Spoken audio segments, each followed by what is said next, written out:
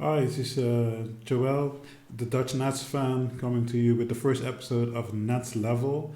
You can follow me on Twitter at Dutch Nets fan, and of course, please follow at HoopSpaces on Twitter as well, and subscribe to our YouTube channel, HoopSpaces on YouTube. So this is my reaction to the first game since the trade deadline. The dust is slowly beginning to settle, and the KD Kyrie era is officially over in Brooklyn. I'll be recording another video with my thoughts on the trade deadline, and it's a eulogy for the KD and Kyrie era in Brooklyn. But we already had a game, so let's talk about what happened between the Chicago Bulls and the Brooklyn Nets. Not all players were available, unfortunately, so Cam Johnson and Mikal Bridges were going to be a big part of the season going forward. They were not available, even though they were in Brooklyn.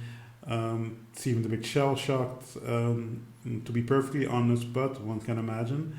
Available were Spencer Dinwiddle, who made his return to Brooklyn for his first game for the Nets in years, and also, of course, Dorian Finney Smith played a huge role in the game. The result was positive for the Nets. The game was 116 to 105 in Barclays Center. And one of the things of note was, of course, Spencer Dinwiddie. Dinwiddie had 25 points. Let's see. He had, I think, 6 assists and 5 rebounds. That's correct. Another big contributor to the win was Dorian Finney-Smith. Even though he had 9 points and 9 rebounds, he was actual plus minus of plus 32, which was excellent.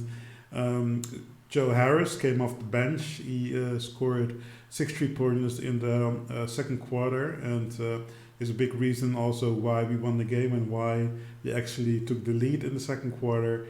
And off the bench, also Yuta Watanabe, he went 4 or 5 from from behind the 3-point line for a total of 18 points. So between 14 points for Yuta Watanabe. So between Joe Harris and Yuta Watanabe, that was 32 points off the bench, which also played a huge role in the win.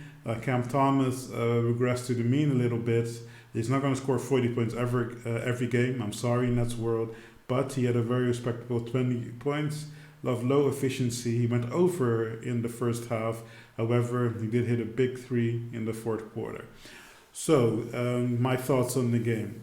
When you lose someone as prolific as Kyrie, KD had been injured, of course, but Kyrie was playing amazing, then it's always going to be a change in the game. We don't have a person who commands double or triple teams, not as much as Kevin Durant does. Of course, Cam Thomas is getting more and more attention, but not like KD and Kyrie did.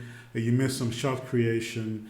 You miss a bit of the wow factor, let's be perfectly honest. So when you lose that, you have to adjust. The game changes a little bit for the team, and might struggle a little bit offensively. Defensively, we're going to be fine, even though we were missing our 2 defensive stoppers, our two best defensive stoppers, in Mikal Bridges and Nicholas Claxton. 2 actual defensive player of the year candidates. Our defense still was good, especially in the second half and especially in the fourth quarter. So the game changes a little bit, and you're not going to have a scoring onslaught as we sometimes saw the Nets do in the KD and Kyrie era. Nevertheless, ball movements are going to be important. And our 3-point shooting is still going to be important because we still have Joe Harris, we still have Patty Mills, we still have Seth Curry, and then you add to that Cam Johnson, who wasn't available but is shooting 46% from 3, and also Dorian Finney Smith, who's shooting around 40% from 3.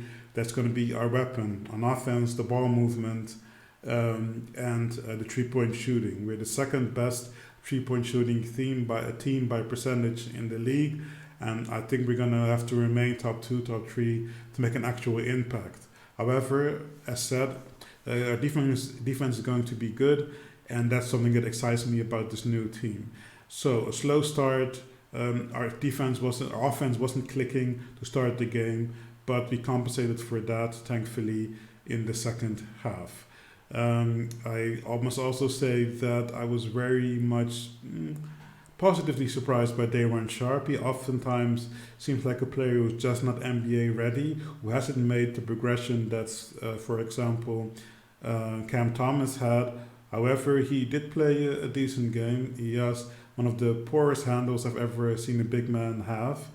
But he chipped in basically with a plus minus of plus 23, which is good. He had 12 rebounds, and see how many points he had. 8 points. So 8 points, 12 rebounds is a decent game for Dayron Sharp. Ben Simmons actually shot a three. He obviously didn't make it. It was an air ball. But if you remember during the preseason, when someone asked him how many threes you're going to take, he said, "Who knows?" Making it seem that he was actually going to shoot. So I'm glad that he finally made an attempt. He started the game pretty decent, but was a plus minus of minus 12. At the end of the day, he was not as consequential as I was hoping for. But at the end of the day, Ben is going to be Ben, and I hope that come playoff time, he's going to resemble a little bit more of the Ben Simmons of old. Not the Ben Simmons of old. You don't know if that Ben Simmons is ever going to come back. But between him, Mikal Bridges, Nicholas Claxton, Dorian Finney Smith, we're going to have a spectacular defense. People say defense wins championships. I'm not saying that we're a contender right now, but maybe it's the delusional Net fan in me. If you can get a top 4 seed, I do still think that we are better than the Cavs. That hasn't changed for me. So if we can play them in the 4 or 5 game, we can win the first round, and then let's see what happens. Then just all bets are off. So I still believe in this team, and who knows if we can make a run deep into the playoffs. Because if you remember the Atlanta Hawks that Milwaukee had to beat in the conference finals after Giannis undercut Kyrie, I do believe that we're not worse than that team, especially if Mikal Bridges takes another leap offensively. Now it's going to have a bigger role in that respect. So conference finals is definitely not impossible. All right, so that's my reaction to the first games after the trade deadline. You can follow me on Twitter at DutchNetsFan. Also follow on Twitter at HoopSpaces. And please subscribe to the HoopSpaces channel on YouTube. See you soon.